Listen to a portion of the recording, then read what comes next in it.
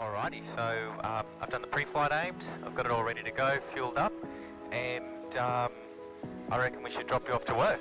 So where are you heading to work today? Toowoomba, no traffic. Okay.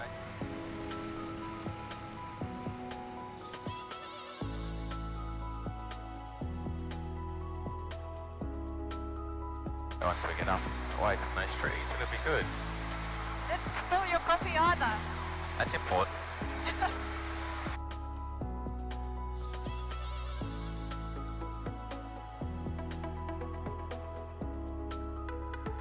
Traffic Toowoomba, Fox 7772 is now 4 nautical miles northeast on descent through 3,800. We'll be tracking for an, I believe, downwind runway 11 Toowoomba.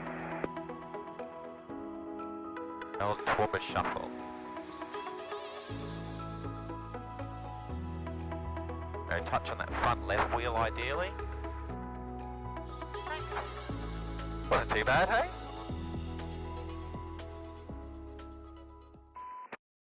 Traffic Toowoomba, Fox 7772 is entering and rolling runway 11. We'll be for a departure off left crosswind, tracking north, Toowoomba. Well, I thought I'd head up to the north of Toowoomba, about 20 minutes, to where one of our students, Quinton, has recently purchased a property. He's put in a little bush strip, so I'll be the first one to land it. And I thought I'd use the opportunity to talk about how I'd go about doing an inspection at this particular bush strip. Maybe I won't even land at all. Maybe I'll determine that it's not suitable to land given the current conditions. So the important thing as well with this particular landing is that I've got the intention of taking off again. So we don't have to land. I've got plenty of fuel on board.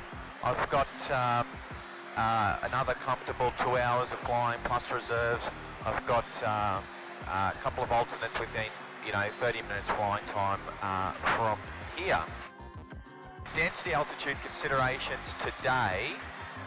So fortunately on this aircraft, it actually gives it to me. So my density altitude is currently 4,000 feet and my altitude is 3,400 feet. So, roughly, to give you an idea, the airplane's sort of operating at about 600 feet above the standard. I have done a pre-survey, I guess, of the field on Google Earth. The strip's about 300 metres in length, which is sufficient for this aeroplane. The wind, I've got a little bit of smoke here, which is indicating a northeasterly wind. I can also see quite clearly as I'm tracking towards the smoke that the heading is offset to the right. The strip is orientated northeast-southwest, so the wind strength at this altitude is only about 5 knots, but it was definitely a lot stronger at Toowoomba. So I'd expect around 5, maybe a little bit more of wind strength, but it's pretty much going to be down the runway or the landing strip. So what I'm doing now is I'm starting to slow the aeroplane down as I'm approaching where I think the strip is, so hopefully I can find the strip as well. Also, by flying at this slower speed, the manoeuvring area that's required is a lot less. So quite often I see in these kind of situations that people actually don't slow the aeroplane down and are actually using a much larger area to conduct this type of exercise.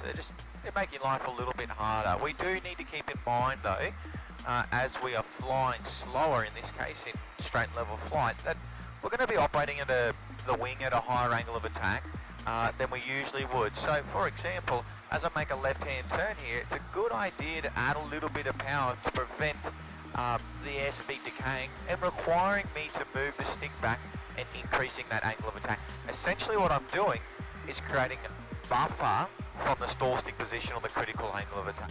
So yeah, now I've got to find the strip. So I'm pretty confident I know where it is. Okay, maybe that's it there. Alright, haven't got it. When in doubt, phone a friend. Alrighty, so easy as that. 10 minutes later, ended up finding the place.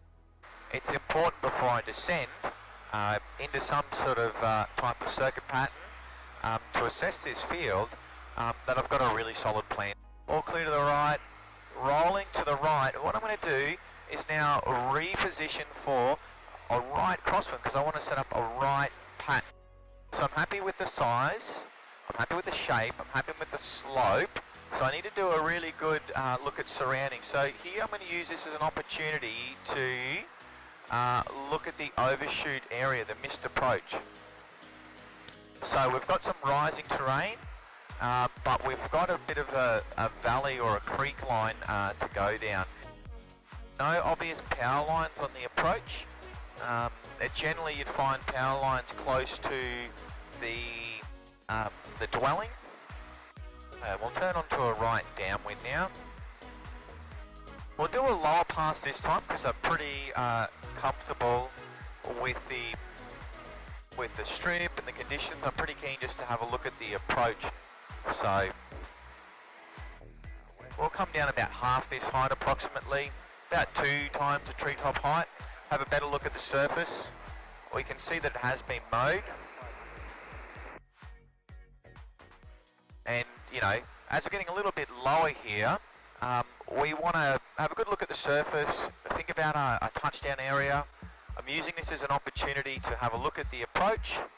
We've got some low terrain. I'm going to place the strip on the right hand side. I'm sitting on the right hand side of the airplane in the instructor's seat. Visually coming down to about 2 treetop heights.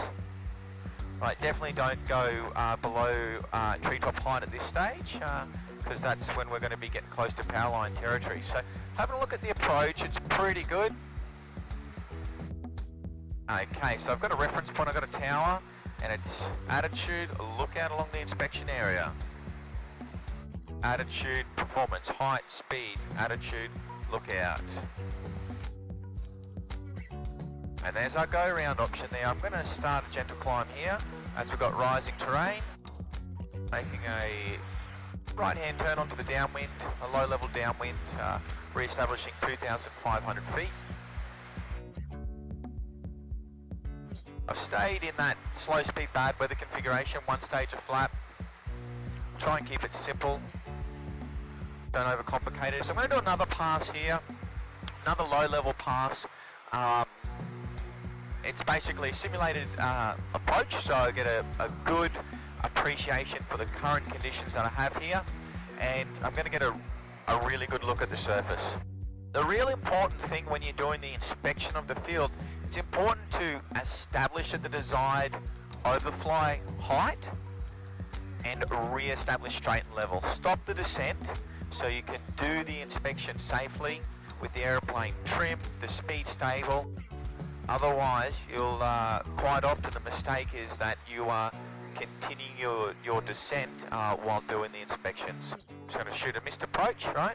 So the important thing is here, I'm shooting a missed approach. So I've planned it, my head's in the right space, it's a missed approach, it's not a landing, although it looks really good. So I'm going to have a look at the touchdown point. Got a bit of a slip on, so I'm having a look at it, executing the go around nice and early. So I've got trees and off into that low terrain. What you'll find there, and I've just found there, is that those trees are relatively high and the go-around needs to be made sooner rather than later. I'm just going to extend out here now, take my time. I'm comfortable with the strip, but I just don't want to rush it, okay? Bit of work to do to control the energy to the landing point. I've got like a sort of a bend in the landing area sighted that I like, but it's going to require a fair amount of side slip to control my speed to that point, and I want to get as slow as practical in the given condition. So any additional energy or speed that I carry into the flare and hold off is going to equate to additional runway used, and it's pretty critical here that I land prior to these 2 trees, about about halfway along. If I haven't touched down by there, I will be executing the go around. Alrighty, so I'm pretty happy to do the approach. But if in doubt, go around. You know, and conducting that missed approach that I've just done there is a critical part in this whole exercise, because it gives me a really good appreciation of my go-round performance in the current conditions, so for the density altitude that we have today. Going for full flap here. My preference is always for a steeper approach rather than a low, slow approach, so I'm going to be steep and slow. Trying to establish the aeroplane on the back of the drag curve. Ideally it'll be a 3-point landing, but I would say more than likely in this circumstance you're going to see a wheeler landing, because I will just struggle to wash off all of that energy. So you can see we're back at 55 knots now. I'm being mindful of the stick position. Okay, so any final checks if you've got any for your aeroplane? So prop, not applicable, undercarriage is fixed, flap is full, and carburetor heat is off. So we're all good to go. And we've thought about the missed approach. Happy to get out of here. I've got a crosswind from the right. I'm going to side slip, establishing the right wing down. And then, so all I need to do is back off the side slip.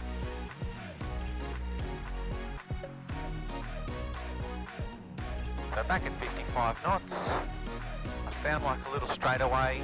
Got a little bit of slope to the right, but fortunately the wind from the right is going to help with that. So I can get a little bit slower. Got my reference point going across these trees here. I'll probably get a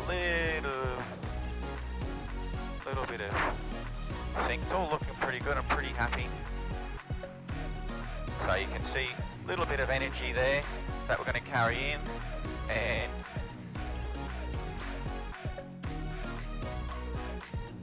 that's why we ended up with a wheeler.